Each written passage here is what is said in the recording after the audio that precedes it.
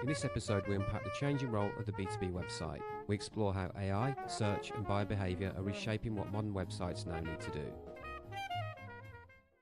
So today we're going to talk about the changing role of the B2B website. Some prominent voices in B2B marketing are suggesting the traditional website is dead.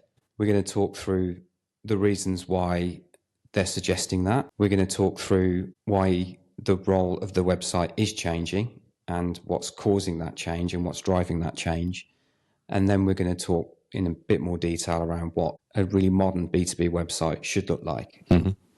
I think it's important to say for any clients that are watching that many of the sites that we have built and are working on right now are probably more in the guise of a traditional website. Today, we're not trying to scaremonger or suggest that things need to change overnight or that any of that investment or work is wasted. What we're talking about really is the evolution of the website through the course of 2026 and beyond to give people a really good understanding of the direction of travel. So if we start with what we would consider a traditional B2B website. Effectively a brochure website. It's informational based.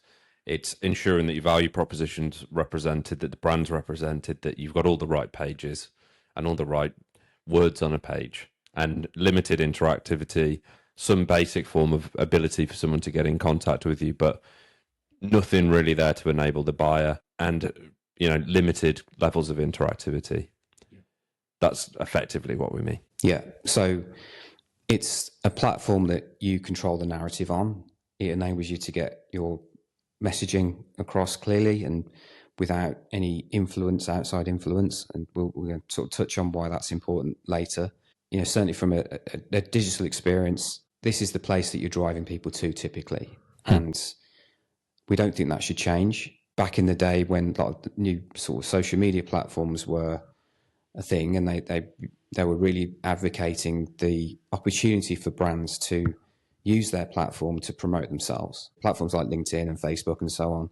As a result of this trend, we went through a very similar cycle where many experts were suggesting that the website is now dead. You can build your whole shop window, if you like, on these new platforms. And naturally, some tried to do that. People quickly realized that they haven't got control over the changes that might occur to the algorithm on social. You're at the whim of a last minute algorithm change that could completely blow up your presence on one of them. Yeah, suddenly you've got this great presence on LinkedIn or Facebook or whatever social platform that you're focused on, and then it all changes. Yeah. And suddenly you've lost traffic overnight and there's nothing you can do about it. You need to be out on the earned platforms. You need to be maybe investing in paid, but ultimately you need a platform that you own where you can really control the story. So why then are the prominent voices that you mentioned saying that platform is dead? The first thing, back to the social media platforms, what most companies were doing, the traditional model was to have a informational website where you controlled the narrative, where you had your products and services clearly positioned in a way that you had full control over. But then you would leverage the social platforms to engage with buyers because that's where they were hanging out. And then you would try and drive links to your website from those social platforms. The big change that happened over the last few years is that increasingly those platforms have suppressed any activity that would try and drive people away from those platforms. So if you put a post on LinkedIn with a website link, that's going to get far less reach than something that is solely built in terms of content for that particular social platform. The previous conventional wisdom was that the lead flow should look something like produce content, publish on website, publish on LinkedIn, get loads of reach, get clicks, get form submissions, convert those leads, jobs are good. Yeah. I think the reason that the current conventional way to publish a website needs to change is partly because of that changing, because the links that you add to LinkedIn, for example, are getting so heavily suppressed that traffic from that platform is massively reduced. Yeah. Effectively, that previous model of engagement from a prospective customer is gone. Yeah. And today, if you're going to really focus on LinkedIn as a vehicle to engage with your buyers, you have to do it in a way where you're really just accepting the fact that everything's going to stay on platform. Yeah. So in other words, you're taking your website completely out of the equation. Yeah. Which I suppose could be one reason that these prominent voices are saying, what's the point in having one? Well, that's the first reason. And I think, but nevertheless, we were talking pre-AI here. There was sort of question marks at that point to say, well, if all the engagement at the top of the funnel is happening outside of your website, is there really a need to continue invest in having a really strong website? And you have to weigh up the pros and cons of that dynamic versus you're now shifting to platforms again that you don't own, and where you're at the mercy of any algorithm change. But I think that sort of just became acceptable because websites were still being found because of traditional search. And this is where the next big impact comes into it, which is why I think a lot of people are, or some people are calling the demise of the website. Yeah. So as a result of increased AI search, we're now seeing almost 80% zero clicks. So the old blue links, the open internet is shrinking because of AI. You no longer need to go onto a website to find information based on a basic search. Mm-hmm. AI is going to give you all the answers that you need. Mm-hmm. Which again draws into question why the informational website that we described at the start, it draws into question its value in the world that we live in. Yeah. Information searches now are all being done by AI in many respects. Traditional search still plays a part, but increasingly that will just, it will just go into decline. So even more than it is. But at the moment, I mean, it's important to say, whilst we've seen an impact with certain businesses that we work with, both positive and negative. Yeah, many of our clients are still haven't really seen the sort of significant drop-offs in traditional search traffic as maybe some experts would suggest. And some have seen a big... So this is the silver lining of this equation, I suppose, is that some have seen fairly significant amounts of AI-based traffic go into their sites, of which the conversion rate we've seen with our own clients is 6-7 times higher, but we've seen stats that can say up to 13 times higher conversion rate from AI traffic. And there's a reason for that, isn't there? The reason is ultimately that they're reaching your website at a much later stage. They've already done that research. They've probably done it much more quickly, much more effectively, much more comprehensively. And they've ended up on your website in a position where they are now fully informed and now need to make a decision. They need help with that decision via your website rather than all that information that they've got from AI. Interesting. I was talking to a partner of ours yesterday. They're a global research company. They, in the last few weeks, they've seen a real increase in the number of opportunities coming to them through AI search. They're almost surprised by that sort of shift in dynamic. What they said was the actual opportunities themselves are so much further advanced. They're even at proposal stage. They have the benefit as being a global research company that every piece of research they do, they're typically cited as the research company that was conducting that research on behalf of whoever it was, Capgemini, SAP, Oracle. So they constantly appear in every press release, every articulation of it, because it brings credibility to the brand that's used them to justify the research and make the research credible. So as a result of that, when AI is doing its searches, obviously it's picking up their name every time. So if as a brand that's never worked with them, you go on AI to identify a global research company, they're going to show up, and they do show up top of the list. And let's be honest, that partner probably has a traditional website in the... Very much so, yeah. So it's ironic then, isn't it, that those that are calling the B2B website in traditional form dead are doing so based upon the changes to buyer behavior that AI has driven. You've just given an example of where that traditional website has been captured or been used to capture new opportunity that wasn't there before. So I think that's the first thing that we probably use to push back on that assertion that the website is dead. The difference is if you go into their website and you didn't know who they were and you maybe come through a traditional search, the first thing you're trying to understand is, are they a good fit for us? Do they work with the types of businesses that we are? What do they offer as a service, et cetera, et cetera? When you go to the website now as a result of an AI search, you already know all that information. So what you're looking for now is kind of validation. You're probably looking for maybe examples of clients they've worked with, just an extra bit of validation that supports what AI has told you during that search, which comes back to the really important point around consistency. Yeah. But yeah, as a result, they at this stage, maybe because we're still very early into this whole shift, the particular buyers that approach them as a result of these AI searches, they weren't really looking for more information on the website. They didn't need to have their kind of whole funnel mapped out. They were ready to go. They need a research company. These guys have shown up on the list several times. And this brings into another sort of dynamic with this, because we're using AI all the time, even though we know that sometimes it's a little bit flaky, may not serve up the right results, because it's a trusted tool that we always turn to, we always trust its results. Even if we know that there's an element of doubt using the tool, because we use it all the time, we're going to start to really believe what it's telling us, even when it's wrong. It's like a really credible referral engine. So what we're talking about there then, and what we mean by the two examples we've just given, is that the website itself isn't dead. It's just changing. Its role is changing.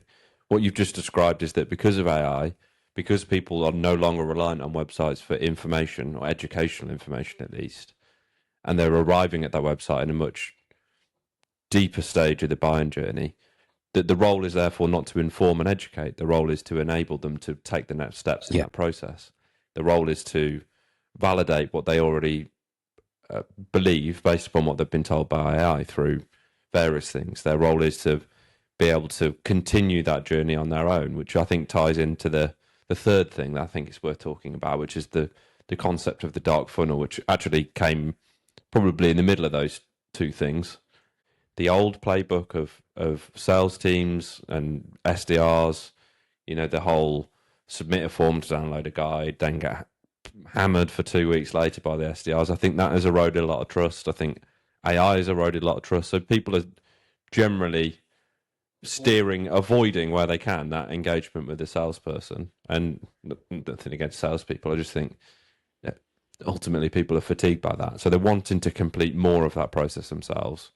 They're therefore wanting a website to provide more than basic information. They're going to want to maybe complete an early stage pricing assessment. They may want to configure a product before they take the step of booking a discovery call. They might want to log in and understand more information in a deeper way before they take that next step. Yeah. So I think that third thing has also been the dark funnel. The reason it's called the dark funnel, for those that don't know, is it's the part of the funnel that you can't see. It's the research element that people are doing in corners of the internet that you have, or in the physical world, that you don't have any insight into, i.e. not on your website. It could be in forums, it could be on Reddit, it could be at events. People are preferring those ways of receiving information, or those referrals, because they know that they're not going to get followed up by an SDR for 3 or 4 weeks afterwards. If you can only provide basic information on your website and the opportunity to book a call with the salespeople, then people will go elsewhere. However, if you're providing a much better experience from a buyer enablement perspective than anywhere else, than YouTube, than Reddit, than speaking to someone on a stand at an event, then people will choose to do that. If you have a configurator that allows you to do much of what you might do in a scoping exercise, if you have a early stage pricing analysis, then the value of that outweighs basically the reasons that someone might choose to avoid engaging with you directly. Let's talk about the modern website and what it looks like, but let's maybe start with we see that you've got essentially 3 audiences that you need to be taking into account when you're building the modern site. And again, we're not suggesting this needs to happen overnight. It's an evolution, but certainly over the next 12 months, anyone that's watching this, we're just at the end of 2025 going into the new year. Certainly in the next 12 months, you want to be really building the pace of transition to move to this more modern looking website. So the 3 audiences, firstly, we've got your traditional buyers. Real people. It's mental that we're having that conversation, isn't it? Yeah. About why you'd build a website, and real buyers is one of 3. Yeah. Well, really, even a couple of years ago, it's still 2. Yeah, SEO is the second one, isn't it? Google is the second one. And people have always been writing content for websites, particularly with Google in mind. So I suppose, and it was still intended to draw people to whatever was being written.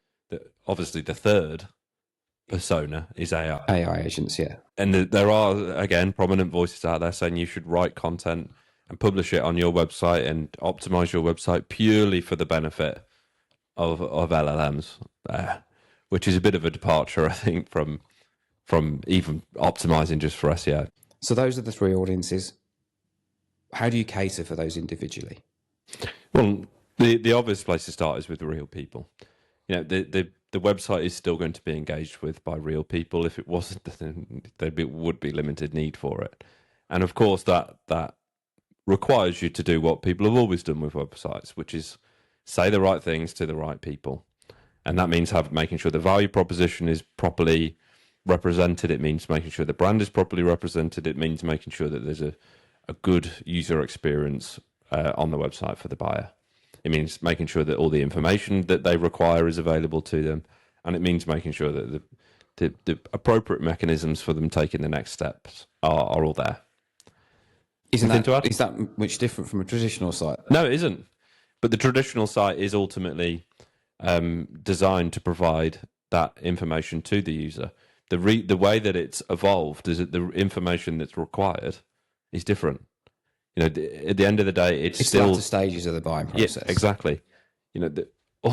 Ultimately, why else would a user want to visit a website? Yeah, there's got to be reasons to visit. I think the key challenge that most marketeers, businesses are going to face is ensuring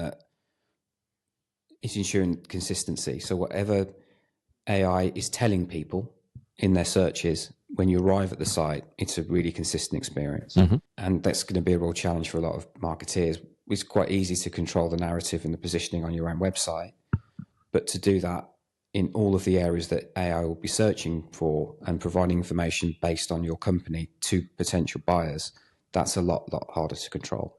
Understanding how AI is finding you in their searches and referencing you in those searches is going to be increasingly important to ensure consistency when someone comes through to your site. So I think you've mostly talked through the third there, how you cater for AI. I mean, this podcast isn't about how you AEO and how you optimize for AI, and we've had this debate on the podcast before, I'm sure, but ultimately, starting with understanding how you're perceived by AI is the best first step. Yeah.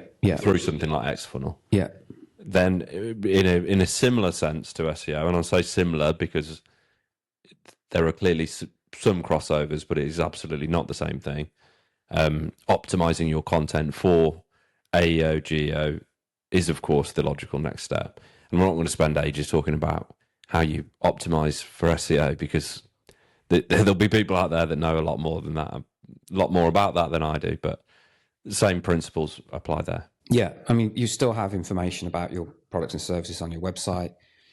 It may be just presented in a different way that's a lot more in tune with how AI would search your website or how an agent would search your website, as opposed to how a buyer might review those pages. And understanding the questions that people are asking AI and trying to make sure your content is going to be served up in those answers is going to be the real challenge. Because again, we're moving from a world of keywords to questions, and there's a lot more questions than keywords. So that could mean a lot more content. Yeah, and absolutely. Is that something you really want to embark on as a brand, as a marketeer? That's going to be a big challenge. So, but I think circling back to buyers, understanding the buyer journey in the latter stages in real depth is increasingly important to make sure that the buying jobs that they need to complete, you're actually helping them do so through your website. And there's two elements to it. The first is, are you providing all the information they need to assess the solution that you provide? And are you going to go into real depth in terms of how you do that? And the second is a validation of your ability to deliver on that. That's a good segue into how people can build a modern B2B website. And from my perspective, at least, is three pillars. Buyer enablement, which links very much to what you've just talked about. You've got the experience, which is obviously critical. And you've got the AI engine, basically. how your website performs on AI effectively and how you've built it to perform better. Yeah. So if we take the first, buyer enablement. What kind of things are we talking about then? I think I mentioned some of them earlier, but I think it's good to recap. I think the one in our particular area, B2B tech services, professional services, complex sales, the one that is often overlooked or challenged, if ever we've recommended this, is pricing. Pricing is always something, particularly in complex sales, where no proposal is ever the same. You're not providing a standard SaaS platform with different subscription options, maybe 3 to choose from. It's very difficult to provide one kind of pricing page that really covers everything and gives the buyers enough of an idea of whether they're in the right place, the right ballpark. Marcus Sheridan, is a notable HubSpot expert, has talked about the need for companies in this kind of complex B2B world to provide some kind of pricing calculator. Even if it's indicative. Not necessarily a quoting tool, but some kind of pricing indicator. It's not rocket science, is it? As a buyer, I don't think, let's say I was buying a house and I needed an estate agent. If there wasn't some form of indicative pricing there, you would skirt over them. There are other estate agents that do offer that information to you. So to suggest that you can't because you're bespoke, you're a boutique consultancy, whatever it may be, it's kind of missing the point, because if other people in your world are, then you're going to be overlooked. Yeah. And as a buyer, it makes sense for them to want to know at least an indicative price so that they know if they're in the right place or not. And one thing that when we've had this conversation with clients that we talk about is you also want them to do that. You don't want to be having discovery calls with people that are shocked by the price and you've completely wasted your time and theirs. What's the point in that? Yeah, absolutely.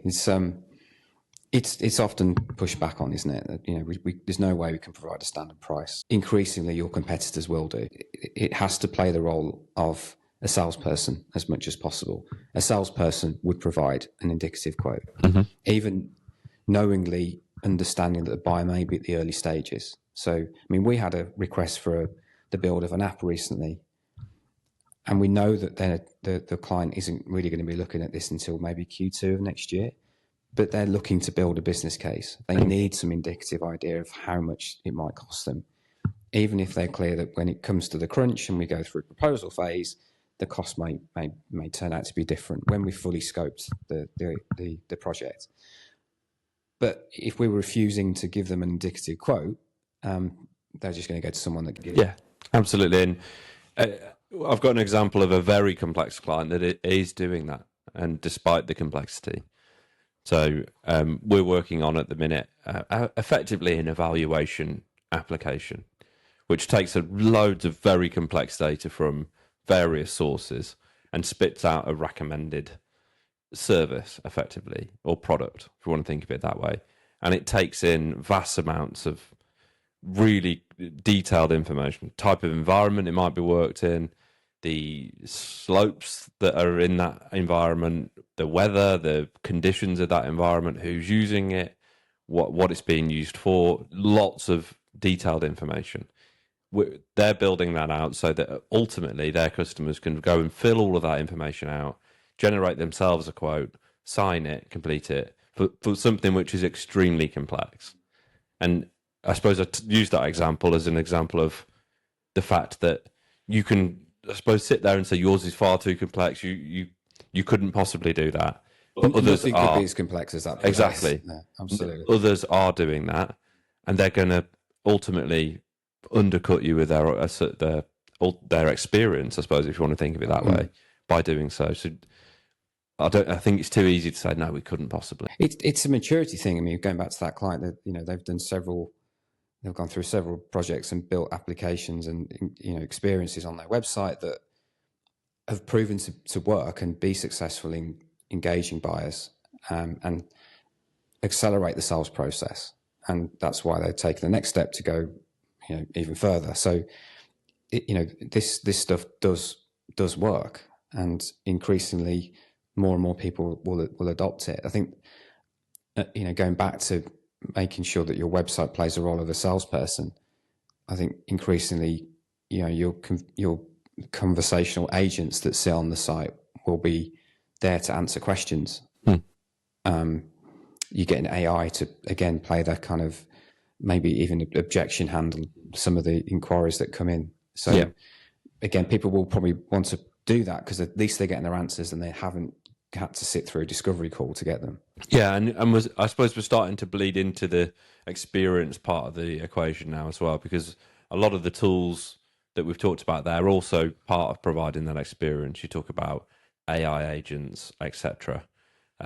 We talked about calculators. That general interactivity on the site are all contributing to that experience that people have or people want to have. But that's more kind of in the realm of buyer enablement, isn't it? It is, and some of those experiences are intended to enable the buyer. So there's there is a lot of overlap there, but there is also something that we've seen a lot recently, which is around effectively creating experiences which are membership based, I would say.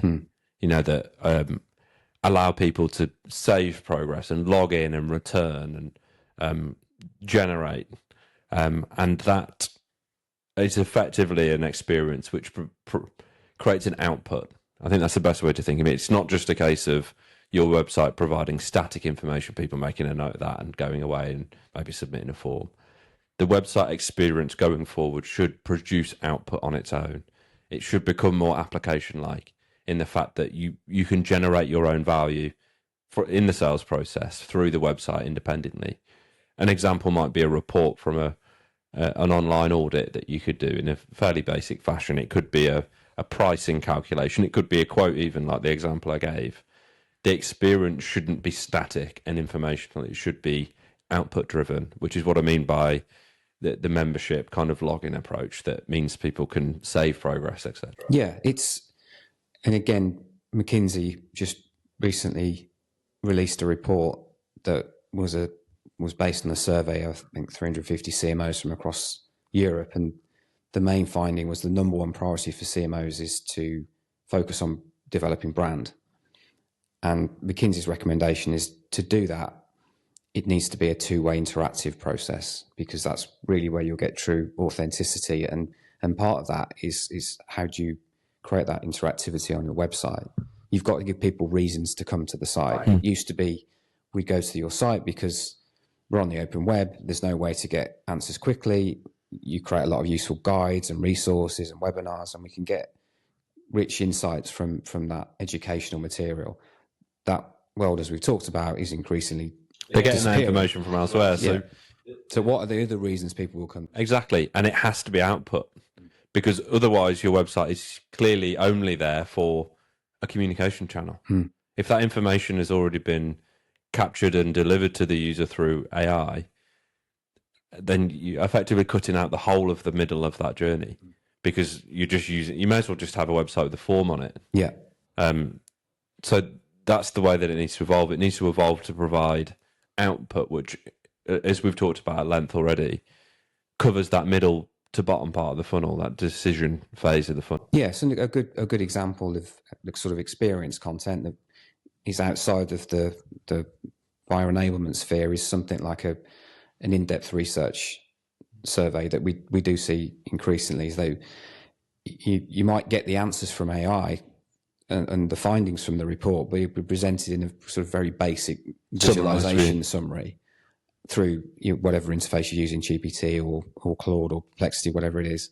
It's not a particularly engaging experience, but if you go to the website and it's an interactive survey or report, you'll get a much better experience with the brand. You can maybe interact with it and ask questions. You can participate in the survey. You can maybe have spin-off experiences like assessments and so on. So you're creating a real experience there. Another example is creating communities as well through your website, as you say, using things like the membership portal. So you have to be thinking about, okay, it's not just about putting a new blog on the website or promoting our latest webinar. It's what are the other reasons to get people to come to our site? How can we interact? How can we make the experience a lot more valuable for potential buyers? So then the third again, we touched on earlier, is creating a website that is going to attract agents and going to give them the information they need in a way that will ensure that you show up more and more in the searches that buyers use AI for. You need to understand how you're being perceived by those agents. It's trying to optimize for AEO, GEO without understanding that. In the dark and guesswork. It's like trying to optimize for SEO and not understanding where you rank. It just doesn't make any sense. Yeah. There are tools out there that can help you do that. Few, and the jury's out on a few of them as to whether they're any good, but there are a couple of standouts. It's early days. Yeah. Well, let's wrap up then for today's episode. So I think the main takeaway for me is this is very much evolution, not revolution. So even if you've just launched a brand new website and it's more in the traditional mode, that's not a wasted investment by any means. No, it's a platform which you can gradually evolve into what we've talked about today. Yeah. Not many people, if any, are going to go from traditional to modern with one website launch. It needs to be, the foundation established and continuous growth from that. Yeah.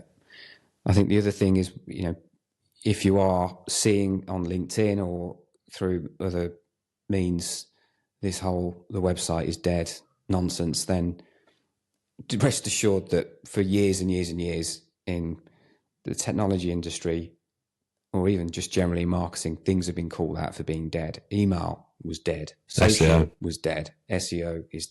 A couple of things have died. Well, thankfully. What was the Google... fax blasts that we talked about? Fax shots. Yeah, so thankfully some things do go by the wayside. Yeah, but websites are by no means dead. In many respects, they may be different in terms of the volume of information that they provide, but the richness and value that they provide, I think, will increase and certainly should increase. So I wouldn't be too concerned about, claims that it's that investment is wasted or your website is dead. So I think really, hopefully this podcast has given people an idea of some of the areas to start thinking about, but it is a transition. It's not an overnight thing that you need to be suddenly changing everything on your website. Thanks for listening or watching the podcast. We hope you enjoyed that, and if you did, help us out by subscribing or even leave us a review. Thanks again, and we'll see you next time.